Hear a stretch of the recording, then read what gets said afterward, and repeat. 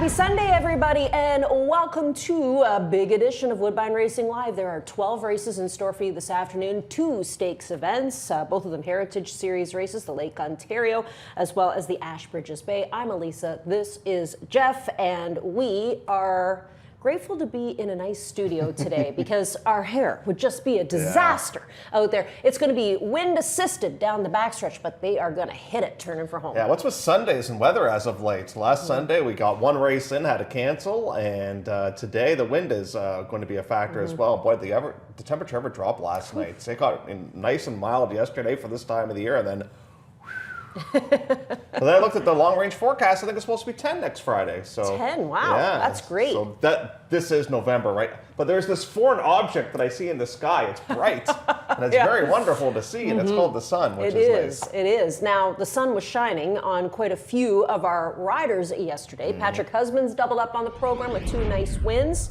Rafael Hernandez had 2 winners on the program, and Pietro had 3. Now, what is significant about that? Well, the race is on for top jock here of the 2025 campaign, and Rafi leads the way currently by 1 with 125 winners. Pietro is right there at 124. Yeah, no, that's going to be something to watch all the way down to the wire. I was actually talking with a racing fan about that yesterday, and we were commenting. It's kind of fun, because that matters to say that I want to meet. I want to meet at Woodbine for a season. Yeah, and you know what else is pretty exciting about it? What if you win it and you're a bug? Yeah, well, who would have been the last one to do that? Would it have been Emma? Emma?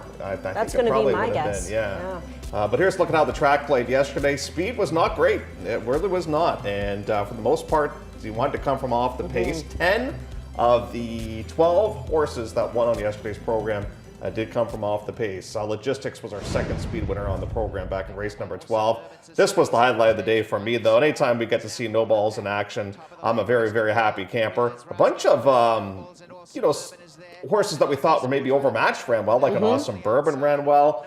And then Society's Thunder. But unfortunately, Lucky Score got demoted here after causing interference late in the race. Right, so that changed up the final order of finish. So No Balls retained the win, but then moved up to the second place spot was Awesome Bourbon, and moved up to third was Society's Thunder. That horse tries, no matter where they put him. That horse tries each and every time. So yeah, exciting stake race on the program yesterday, and 2 of them on today's card as well. And Rafi, no matter what, is leading the way as far as stakes wins, 21. And no one's going to get to him. 21 stakes wins. Yeah, no, that's... And listen, those are the ones you want to win, because those are the big pots. And obviously, he's had a terrific season so far.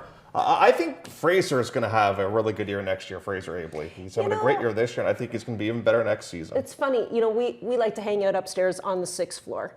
And one of the 6th floor... cronies is Mr. Greg Peacock. Yes. And we like him because he's a wealth of knowledge. He tells us a lot about horses that he saw in the morning, and interesting facts about horses and who they were working against.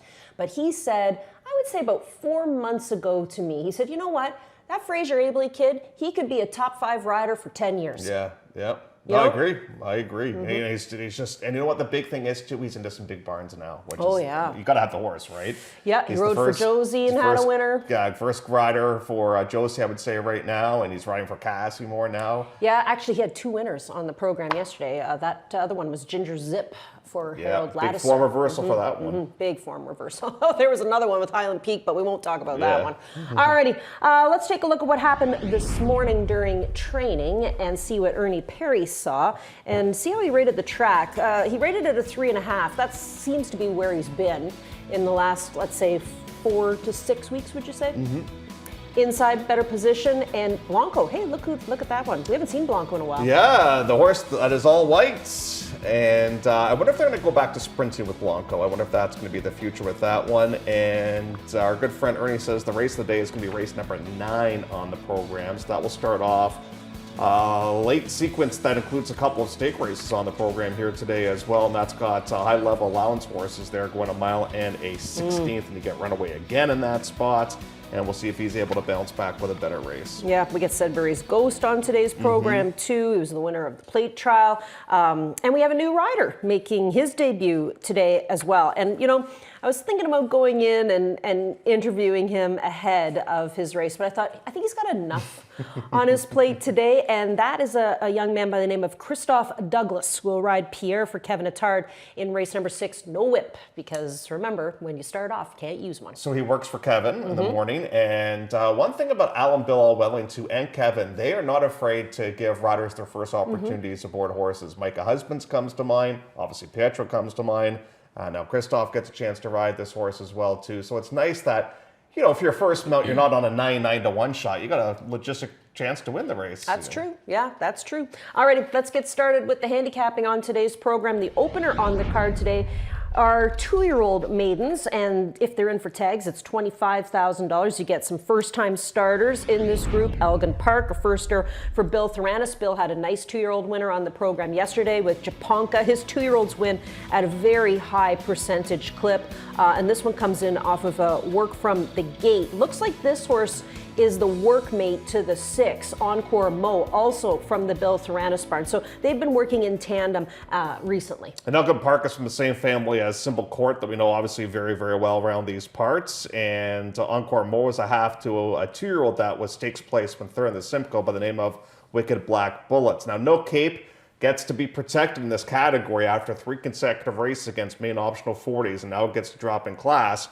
But how is his running style going to fare on this racing surface today? Now, Closer did well yesterday, but with this win today, are you going to be able to make up some ground? Now, the most intriguing horse of the race is the 3, this being this Tommaso. I looked up on Formulator a stat, and I'm going to pose you a question. Over the last 5 years, how many first-time starters do you think Josie Carroll has debuted in maiden claiming races? Oh, it's got to be very low. 2-year-olds? Just 2-year-olds? No, any age. You're right about the first part. I would say 15% or less. That's 1. 1? Over the last 5 years. Are you kidding? Yeah. And it was the horse's name was Wow. Honor Collection, who finished 10th for maiden 15,000 back in 2021. She rarely does this. So how do we evaluate that? Does she think the horse is totally overmatched in the morning, doesn't have any ability, or is this one in for 25,000 because that's where he needs to be at a bare minimum to have some success? So, but it's getting absolutely hammered right now on the board. Right now, Yeah, I think it's because of the connections too. Like L&J Foxwoods, they don't send up, you know. But this is a homebred though too. Yeah, I get it, but there's a big conversation that has to take place between the owner and Josie that says, listen, here's the truth, right? The reality is we aren't a maiden special weight horse. You know, we have to win for a tag. So this is a half it's to interesting. Theft. Pardon me, a full to theft. And also from the same family as a horse by the name of Pineland, made $220,000 by the late Kitten's Joy. This is probably his last crop, I would say, of 2-year-olds. I think the other thing we need to do is go out and have a look at a peek. when it comes over, just in case. Alrighty, let's go to our next topic, which comes up in race number 3, where we have a 2-turn event, and this time we go in a maiden optional 40 for the 2-year-olds. 2 turns today could be interesting for these babies because, as we said, they're going to be pushed down the backstretch with the wind, and then it's going to really hit them when they make the turn for home. And that's something that maybe a lot of these youngsters just haven't experienced yet in their careers. But Mike DiPaolo sends out the 1, Makers Flatter, who was 3rd in behind Fire and Wine last start out. Fire and Wine was an easy winner, I believe nominated to the Coronation Futurity. And what's significant about that, the 2nd place finisher, Trevally, came back to win yesterday. Yeah, and one of just 2 speed winners on the program to win on yesterday's program as well, was claimed out of that race too. So that's obviously a great frame of reference for sure. I'm Your Medicine Man, the Ladysmith Barn, got back on track yesterday, and they thought highly enough of this one debuting against stakes competition, so I think you got to give that one some consideration. Now, you and I, we like doing our handicapping without looking at the odds. We print off our PPs with no odds on them because we don't like to be, you know, swayed either way on how we're going to make our selections. So when I made my picks, I said, you know what? This 22 Souls ran too well first time out to not give this horse a second shot because the comeback race was awful. And this horse took a lot of money. I'm going to give this one more shot. And then I looked at the morning line. I saw 2 to 1. I said, are you kidding me? 2 to 1 on a horse that lost by 26 lengths? No. So I have to see the board. I'm not touching the horse with a 10-foot pole at 2 to 1. I'll tell you that much. No. But if I get 4-1, okay, maybe I'm a little bit interested. But I was shocked to see that low of a price on this horse. And the other interesting thing is, too, you're the only one that selects the horse. Yeah, I know. All of us have kind of gotten away the from way them. my week's going, I have been wrong more often than not. Well, that's horse racing for you. It is a roller coaster. Who'd you go Sometimes with? I you went to the Maker's inside. Flatter simply because of the reference to Fire and Wine, and I was it looks hoping for even better Trevally now. to win. Trevally wins, and now I think I look even better here in this spot. But I went 1-7, waiting for a holiday. The Pat Dixon horse that was able to close up some ground at 7/8, might be okay at 2 turns here today as well. Alrighty, let's go to race number 5. 5th race for the afternoon, goes 3/4. It's a $15,000 claimer, non-winners of 3 life. And here we find Mystic Song looking for 3 wins in her career. She's trying to become a perfect 3 for 3. Debuted in a maiden optional 40, she won. Came back realistically for $25,000. She had to work hard for that, but she won. And now here she is for $15,000, just quickly zipping through her conditions. So sometimes in sports they're called ugly wins, and I would consider this a bit of an ugly win, but got the win nonetheless. And that's great to see, because right now, Pietro's kind of asking, and I don't know if it was a case of being in between horses, or if this one was just I don't remember this horse being lazy first time out, but now he's swinging towards the outside. Now she really starts to roll here once she gets towards the outside. Now, what was in behind her on this day? I don't think a ton, so I kind of like the fact that we are dropping in for $15,000 in here. She just sort of gets there. Yeah. It's not like if you watch this race, you would anywhere say, I'm going to give you some style points. I'm going to give this horse a whole lot of style points for the way that she did it. But she did it nonetheless, and she got the victory in here. But the fact they went from 40 in for 25, now 25 in for 15, I think they're being very aggressive with race placement, and I would compliment them on how they're doing it, because based on how hard the horse had to work last time out, I think this is the right spot. Yeah, so 4-2 is the way a lot of us see it. The 2 being Might Be Trouble from the Tiller barn. Bob's had a good week again. Saw him in the winner's circle the other day, and he came pretty close yesterday as well, but Might Be Trouble comes in off of a 3rd place effort in this spot. 4-2 seems logical. You know what else is interesting? Krista Cole's horses started to drop into, I think, some realistic price tags. Yeah, she's got a couple on today's program that are dropping, but is it too late? That's our worry. But I'm picking a couple of them today. That I am worried about that, though, and that last race was not great with Princess on a Mission. No, but she does switch her up today. She'll use Emma, and Emma actually was aboard for the maiden score with this horse, but it's been a long time between drinks for her. I mean, look, when she was racing here, Micah Husbands was riding her, so, it's been a while. All right, that is race number 5. As we go over to race number 7. 7th race, it's an optional 40 going a mile and a 16th. And in this spot, we have a field of 9. Just magnificent here with Davy Moran doing the riding once again. And another one that's kind of interesting here is Z-Train, who won quite easily on the turf, going 7.5 furlongs in her Woodbine debut. And you know what else is interesting? I was looking up Vazzy. This was an Augustin horse that went through the digital sale, and Josie bought the horse for $20,000. Interesting. So that's a little bit of an interesting thing too. She obviously knows the horse and probably thinks the horse is worth $20,000, and now she gets to run the horse for $40,000. So that's a bit of an interesting thing. You have a bunch of horses in here that I just don't know about surface. Reigns Upgrade, Celebrity Row, just magnificent though, can handle the surface. But last time out, I was watching her very, very close, and I was like, man, she doesn't have anything. Like, she's got a lot of work to do in here.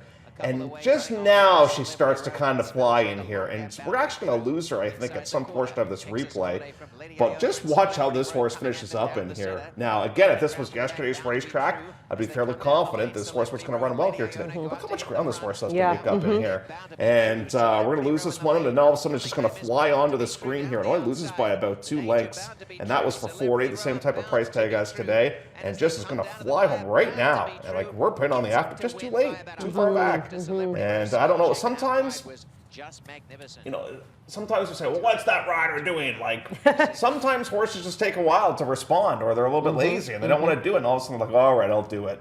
So we'll keep an eye on Just Magnificent. That's going to be your top pick in here. But I'm going to go towards the C Train. I thought that was a pretty impressive Woodbine debut last time. Well, the other thing, like you talked about, is that we don't know about surfaces for a lot of these horses. Like, for example, Z Train's never been on the synthetic before. Celebrity Rose, they've waited 30 days to bring this horse back for the same tag that they took the horse for. You got a new horse here from Assiniboia Downs, and it's awfully hard sometimes to figure out where those horses fit. I think 40 is going to be a real tough task for that one here today. But we do have horses, a few of them, that have come in from Western Canada. Yeah, we do. And Majestic Appeal has been here in the past, but it's been a long time since we've seen this Daughter of Practical Joke.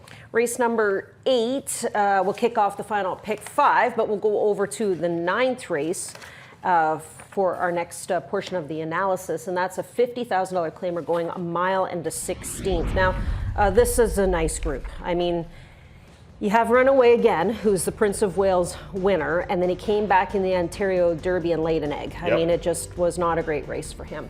Can he come back here today for Sittard, who's had a great week? He's had a winner every day this week. Now, is it him? Is it English Actor, who was second last start out, and he competed in the Grade 1 Canadian International? Just a tough spot for him, but he still held his own. Is it Skyro for a barn who had the late double on the program yesterday? I mean, there's so many ways you could go. I mean, even Lac Macasa, who was claimed back by Julia Carey for $15,000, is entered into this spot. Same can be said for Possiblemente, who was claimed back. This is a little new rivalry that's forming between Julia and Drexler, and then you have the other rivalry, which is Theranos and Drexler too. But Julia doesn't have a ton, so she's gone back and taken some of these horses. And Possiblemente, I think, is going to get a lot of money today because of the road trip trouble the horse had last time out, and we'll show you exactly what I mean. It's a little bit difficult to see because it's such a full field on this particular occasion, but just watch the horse with the turquoise cap and the turquoise silks highlighted for you right now on the screen. It's going to happen here in just a couple of seconds, but certainly the rider is going to have to take up a little bit in here, and the rider on this occasion was Ryan Munger, and right now it's starting to roll a little bit, but you're going to see it coming up just in a couple of seconds. He's really going to have to slam on the brakes here right there, and now all of a sudden he's got nowhere to go. He's like, okay, now where do I go? He's still got nowhere to go, Now we finally get a chance to go, but everybody else against this quality of competition, unless you're an absolute superstar, it's difficult to get back involved in a race like this and make up that much ground. Even now isn't a little bit tight as the 5 in here. So it's just not a great trip for this one. And the fact that Marty went back, I think, is a bit of an encouraging sign as well. And Drexler had a couple nice winners yesterday with Design and Logistics. So they're hoping to keep that roll going. But I went towards Skyro in here, just getting back over the synthetic. I think might wake up that one. I love that we have different picks for all of us in the top spot. Yeah, a 7, an 8, a 3, a 10. Wow. A little bit of everything for you in race number 9 on the card. The 9th race, by the way, will kick off the late pick 4. A reminder that we have 12 races. I want to ask you quickly about your pick. Do you think English Actor's as good on the synthetic? We're going to find out. Yeah. You know why I did that? Because once you interviewed Rachel Halden after a stakes win, and she said something like, a lot of people thought that this horse wasn't a synthetic horse, was only a turf horse, but the horse is actually fine on both surfaces. And I thought, you know what, that could be the same for this one too. So that's why I put that horse in the top spot. Let's go to the 10th, which is the first of 2 stakes events. These are Heritage Series races. And it's $100,000 being offered up for grabs at a mile and a 16th for the Lake Ontario. And here we find, well, of course, the hero of the plate trial, that being Sudbury's Ghost, who's looking to get back on the beam. Ever since that, it's like he just hasn't really been interested in playing. You have him, you got Sayunas for Hall of Famer Roger Atfield, who gets onto the LASIX program here today and could be a real force to be reckoned with here in this race. And we like that Humber River reference. This horse lost to Humber River last time out. And both Heritage Series races, talking about a mixed bag of horses. Holy, you have claimers, you have stakes winners, you have everything in these races. And Dark Screen, can the horse go around 2 turns? That's a good question. And we have interviewed Bev before, and she has said the horse is better on the grass. Yep, that's a possibility. Then you have De Wolf, who continues to be frustrating, I imagine, for Kevin Attard. Who knows, Shinigami just getting better and better. I realize is facing much tougher. If Sudbury's Ghost can bounce back, he's clear the horse to beat, but I just don't know what's happened to him. Like he looked so good in the plate trial, and now he's just so off form, it seems like. I know. Well, you can say that about a few horses in this spot that are really off form. Lately, of course, Sudbury's Ghost being one of them, but Sayunis is on form, and this horse makes the Clocker report. Now, Ernie points out that the horse worked on a surface that was rather slow, so that's important because that makes this work look even better. Yeah, that's still not a bad work. Exactly. Yeah. And I mean, this horse has been fun to watch. That first lifetime start against Mains for 40, that was a great race. Yeah. I mean, I don't know where he came from. Like, he was at the back of the pack, and then all of a sudden showed up, and then he repeated and did exactly the same thing. The breeders, I think a lot of us were really cheering for him that day, and he was just overmatched against Tom's Magic. Yeah, just didn't have a good day for whatever reason, but bounced back with a much better race last time out, and we got the right stake rider aboard, Mr. Hernandez. That's for sure. That's for sure. Alrighty, let's go to our second stake, which is the Ashbridges Bay at 1 mile and a 16th. Now this race, I mean, I think all of us were leaning towards the one, Regal Moment, and Regal Moment is out. That horse is a steward scratch from this race. So it kind of opens it up because you look at a horse like Ella It Is, that's my second horse, and that's where I'm gonna go because it's Cassie. Cassie had a great day yesterday, won like 3 races on the program. Horse fits in this spot, but there could be an upsetter here, and if it's an upsetter, it's a claimer that could win this race. Yeah, it's a possibility in here. You know, I never give Ella It Is enough credit. And every time I discount her, she runs better than I expect. And she's been stakes placed, which I think is a big time plus.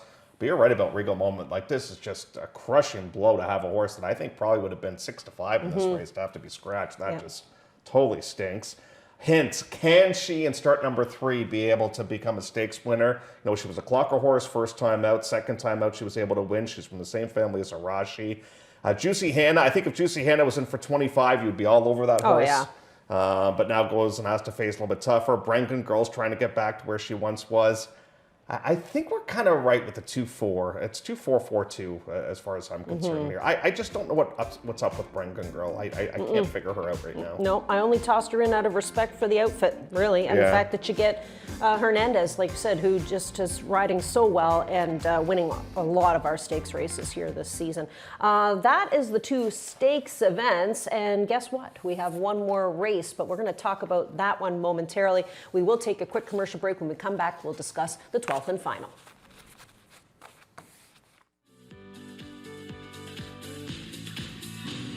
Love horse racing?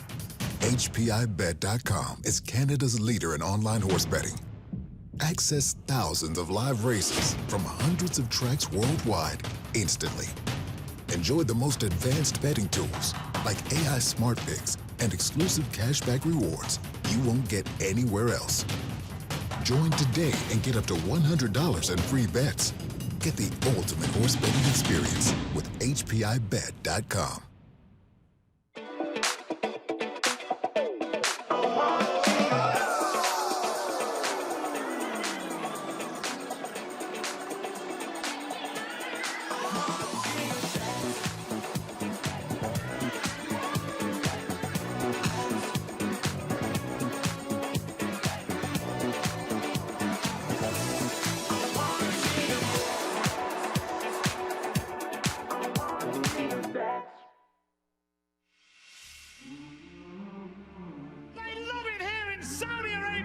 This is the biggest race in the world. Pinch me, I think I'm dreaming. They're off, Midland Dubai World Cup. And they're into the stretch. 2 of the great racehorses in the world. Giant Killer, by name and by nature. A race for the ages.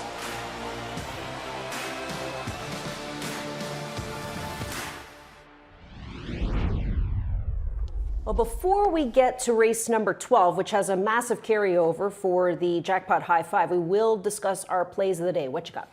So I got Armino as a watch lister in here. I'm going to keep a keen eye on that one. I realize we're facing tougher. My value play is going to be Skyro. My best bet comes up in race number 10, the Atfield horse. And that's all I got because Regal Moment scratched. Yes, only 3. Unfortunately, because of the scratch for you. I went to my most handsomest horse at Woodbine. Now, yesterday this track would have been perfect for him. I know. I kind of hope it works out for Jagger's Got a Gun in race number 6. I like him today. He scratched out of race yesterday to go here instead. Promising, who stretches out in the Lake Ontario, of course, Rogers' boy, so Eunice, who gets on the Lasix program, and I think Ella Lacron, off of that huge win, could come back and score again in the 12th race. And we will get to the 12th race momentarily, but first we want to show you Ron and Doug's top selections. Ron likes Just Magnificent at 6-1. I tend to agree with him there. And Doug thinks that Sudbury's Ghost is going to be able to bounce back, which would be great because he really just hasn't been the same guy since winning the plate trial. Ella Lacron is where they're back on my back with me again. They saw that I did this week. Like, that guy stinks. 6-1 on that horse in the 12th and final. And speaking of the 12th and final, let's discuss it, Jeff, because Ella Lacron is in this race. It's an optional 15.75 starter, and Ella Lacron comes in off of a monster win. I mean, the horse won by 10 lengths, and it could have been more because if you recall, and I know the chart line says it too, he was geared down. Like, they were like, don't worry about it. We can basically come back down to a walk and win this race. He could come right back and win again. Absolutely. Does he regress a little bit? It's a possibility. Even if he does? He still might win. He's facing tougher today, but just the visuals was so powerful on that day. He looked absolutely fantastic. I've got him second. I went towards uncaptured moments. Doesn't have to worry about an Indy 1 here in this spot. I went 5, 6, 10. We see it very much the same. Yeah, I went 6, 10, 5. Look at that. We got all the same 5 numbers. Yeah. Well, then we should probably play it. If we hit the pick 4 today, we're gonna play the high 5. Yeah, and we're playing the pick 4 for big money today, too. $12 is our tickets. Walter Milad is the horse that we're going to toss in as well. So that's the 12th race with that huge jackpot high 5 carryover of close to $140,000. I saw when I was driving home last night, I got the email that the jackpot Power Pick 6 went again. So that's quite popular. That seems to be going over and over and over again. And somebody else that we see over and over and over again is our buddy Robert Geller. Yes. And who's he gone to visit this time? Determined First, who comes up in the 8th race on today's card. So hold on a second. Top bloodlines, says Roberts. Well, what's the pedigree with this one? Determined First. Oh, this is the Trombetta horse. Street Sense out of a Giant's Causeway. Yeah, Samson. I guess for $500,000, you better have some top bloodlines. Yeah. There you go. Interesting. So Robert going over to visit, and generally whatever he takes, whoever he takes his picture with, he'll win. I know. Like if I was on the backstretch and I saw Robert coming, like, Robert, come take a picture of my horse, because he is very good luck. Alrighty, that'll get us through the pregame show. We've got 25 minutes to go before race number 1 of 12, so don't go away after the 10th. There's still 2 more left to go. 2 stakes races on the card today as well.